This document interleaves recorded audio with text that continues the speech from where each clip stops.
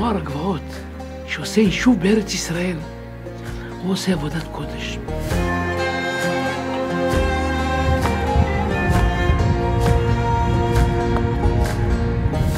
השם עזר לנו והצלחנו לארגן, לקנות בלון גז, זה מאוד מקל לנו על הבישולים.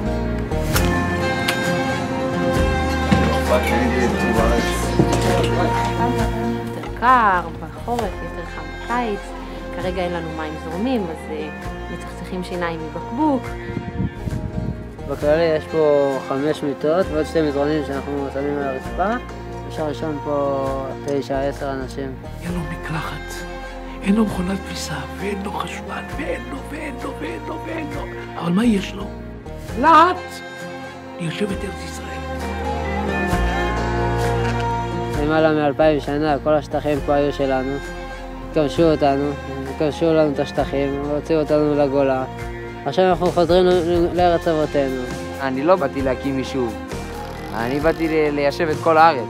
יש לך פה חבר'ה שבמקום ללכת לחפש בחורות וסמים ולא יודע מה, אז הם הולכים ורוצים את ארץ ישראל.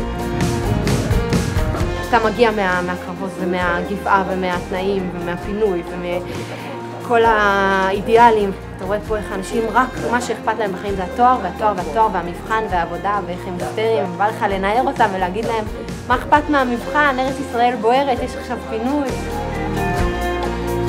What's referred to as the hilltop youth. I personally was very involved in that scene for a number of years. I've gone through some changes since then. This is my wife's wedding gown salon. היה מאוד יצירתי להפוך קרוון לדבר נוצץ שיתאים לשרדות קלה. אז באתי לכאן, כמו שכל אחד חוזר לאיפה שאבות אבותיו היו, כי הוא מתגעגע לזה באופן טבעי.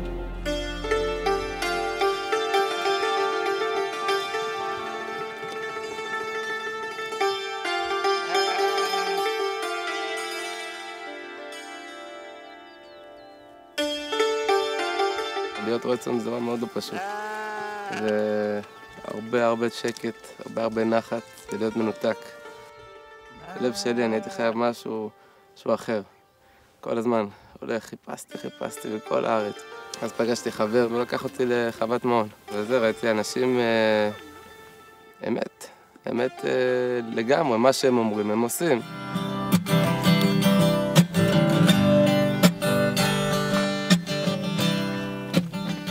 כשגרנו פה, במערה, אז היה בה שטיחים, וזה היה נעים, היה תנור עצים, היה חור לערובה, היה ערובה והיינו מדליקים עצים, וממש גרנו פה כמה חודשים.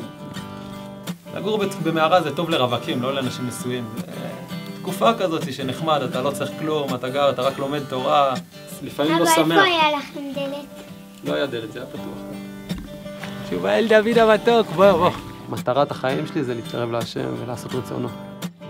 בדרך כלל יום חמישי בלילה, בערך בסביבות 2, מדליקים פה מדורה, ומנגנים, שרים, בעיקר פותחים את הלב.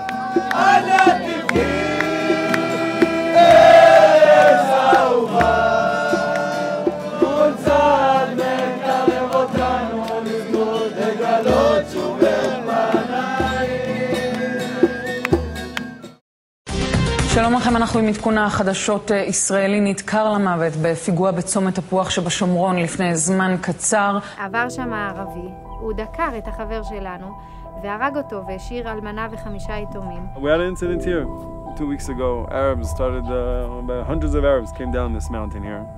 And we waited for the army to stop them. No one came to stop them. So we had to go ourselves, and then when we went there, the police arrested us. אל תעשה רעש. והם יבואו לקחת אותנו, בסדר, נלך למקום אחר, זה יהודי גלותי. אז הגיע פתאום מסה של יהודי בלתי גלותי.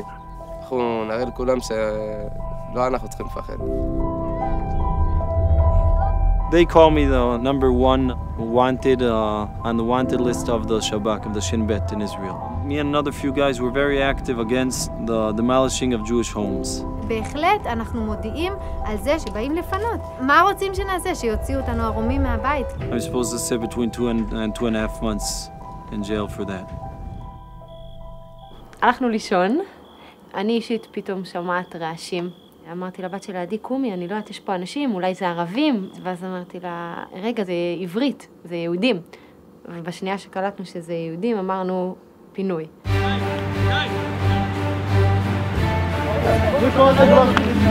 פתאום מעירים אותי, אומרים לי, יש פה כוחות, מקיפים את הבית. נכנסים בבת אחת, בברוטליות גדולה, ועומדים לנו מעל המיטות עם פנסים גדולים שמסנברים אותנו. 13 ג'יפים גדולים, חיילים, היינו פה 10 בנים, 6 בנות שהיו שם. ראינו איך הם הורסים את הבית פה. זה קשה. בונים, הורסים, זה מדהים. אני לא יודע איזה בני אדם יכולים לעמוד בזה. חוץ מיהודים כמובן, כי יהודים אוהבים שדופקים להם את הראש בקיר. מה אנחנו עושים? מיישבים את ארץ ישראל, אוי ואבוי, צריך לחסל אותנו. מגדלים ילדים, מביאים הרבה ילדים, אוי ואבוי, זה גרוע ביותר. מה עוד אנחנו עושים פה? כאילו, עושים חקלאות, גם נוראי לחזור לטבע. I often wonder if it's a good place for me to be in, basically in the middle of a conflict. I didn't come here because I hate Arabs. I came here because I want to settle, I want to work the land, I want to liberate the land.